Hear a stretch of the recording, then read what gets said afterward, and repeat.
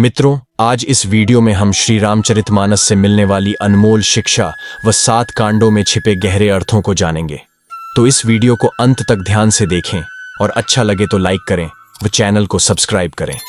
मित्रों, जिस प्रकार परमात्मा श्री कृष्ण का नाम स्वरूप श्रीमद् भागवत है, उसी प्रकार रामायण और श्री रामचरितमानस प्रभु श्री राम का वांग्मय स्वरूप है।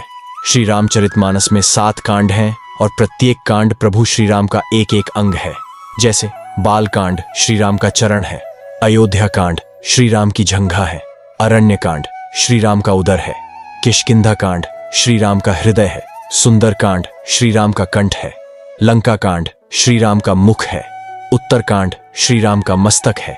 श्री रामचरितमानस मनुष्य की सर्वोत्तम मार्गदर्शक है। इसके 7 कांड मनुष्य को अनमोल शिक्षा देकर उसकी सभी प्रकार की उन्नति कराने वाले सोपान हैं। गोस्वामी तुलसीदास जी ने 7 कांडों को सोपान कहा है, क्योंकि ये राम जी के चरणों तक पहुंचने की सीढ़ियां हैं। श्री रामचरितमानस का प्रथम कांड बाल कांड है। बाल का अर्थ है बालक। मन, वाणी और क्रिया तीनों जिसकी एक हैं, उसको बालक कहते हैं। बालक के मन में जो होता है वह वही बोलता है, और जो वो बोलता है वही करता भी है। कहा भी जाता है, बच्चे मन के सच्चे, अर्थात बच्चों के अंदर अभिमान, छल कपट, वैर आदि नहीं होता है। वे निर्दोष, भोले भाले होते हैं। जिस मनुष्य का हृदय बालक की तरह निर्दोष और निर्विकारी होता है, उसको ही श्री राम मिलते हैं। वही मनुष्य प्रभु श्री राम के वास्तविक स्वरूप को पहचान सकता है।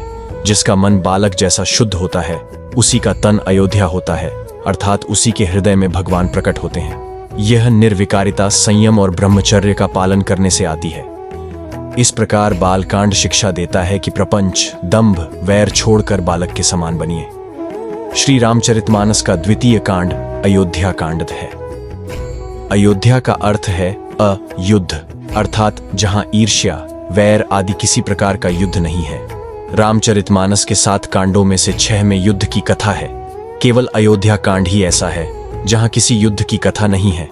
अयोध्या कांड में श्री राम का भरत प्रेम और सौतेली माता कैकेयी के प्रति प्रेम देखने को मिलता है। जब कैकेयी ने कहा कि उसने भरत को अयोध्या का राज्य और राम को 14 वर्ष का वनवास दिया है, तो श्री राम कहते हैं कि माता, यदि मेरा भाई इसी में सुख पा सकता है तो मुझे वनवास स्वीकार्य है। मेरी तो यही भावना है कि मेरा भाई सुखी रहे। श्री राम ने हंसते हुए वनगमन कर समाज के लिए अलौकिक आदर्श स्थापित किया। भरत का श्री राम के लिए भातृप्रेम भी अति दिव्य है। मेरे ज्येष्ठ भ्राता वन में भटकते हैं, कंदमूल खाते हैं, गर्मी सर्दी का कष्ट सहन करते हैं, इसलिए उन्होंने राज्य स्वीकार नहीं किया। आनंद रामायण में कहा गया है, जो मनुष्य नित्य अयोध्या कांड का पाठ करता है, उसका घर अयोध्या बनता है, अर्थात उसके घर में तकरार, कलह क्लेश नहीं होते हैं। संसार के एक भी प्राणी के प्रति मन में कुभाव आए तो द्वेष पनपता है। इससे भक्ति में विघ्न आता है। अयोध्या कांड मनुष्य को किसी से भी वैर न करना और सबसे प्रेम करना सिखाता है। जो अपने घर को अयोध्या बनाता है, वहां राम जी निवास करते हैं। इसलिए इस कांड का पाठ करना गृहस्थों के लिए बहुत लाभदायक है। श्री रामचरितमानस का तृतीय कांड अरण्य कांड है। गृहस्थ का घर भोग भूमि है, जहां काम के परमाणु रहते हैं। घर में रहकर वासना का पूरी तरह विनाश करना कठिन है। घर में रहना चाहिए, किंतु मन में घर नहीं रहना चाहिए। यह बात सदैव याद रखें कि यह घर एक सराय है, जहां कुछ समय रहकर हमें भगवान के चरणों में जाना है। प्रभु श्री राम और माता सीता ने वन में रहकर तप किया, तभी वे राजा राम बने। अरण्य कांड की शिक्षा है कि वनवास के बिना जीवन में सुवास नहीं आती है। तप और संयम से ही जीवन में दिव्यता आती है।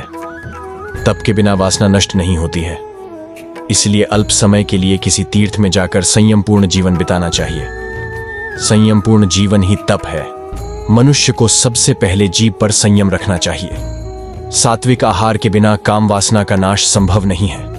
प्रभु श्री राम ने वन में अन्न का आहार न लेकर केवल कंद मूल व फल का सेवन किया। श्रीफल से बने पात्र में ही जल का पान किया। इस तरह श्री राम निर्विकारी रहे। अरण्य कांड में सूपर्णखा और शबरी भी है। सूपर्णखा मोह का प्रतीक है। इससे भगवान ने शिक्षा दी कि मैं मोह वासना की ओर नहीं देखता हूं। भक्ति की प्रतीक शबरी की ओर भगवान खिंचे चले आते हैं। इसलिए मनुष्य को मोह का नाश करके शुद्ध भक्ति और सादा भोजन, सादा जीवन को जीवन में अपनाना चाहिए। श्री रामचरितमानस का चतुर्थ कांड किष्किंधा कांड है। किष्किंधा कांड में सुग्रीव या कहें जीव और श्री राम अर्थात भगवान की मैत्री का वर्णन है। सुग्रीव ने काम का त्याग किया, तभी उसका परमात्मा से मिलन हो पाया। जीव और परमात्मा का मिलन तभी संभव है जब ब्रह्मचर्य और संयम अर्थात हनुमान जी मध्यस्थता करें।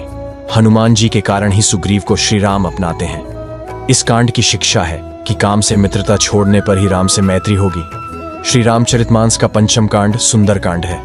श्रीमद् भागवत में जो स्थान दशम स्कंध का है, वही स्थान श्री रामचरितमानस में सुंदर कांड का है। इस कांड में हनुमान जी की कथा है।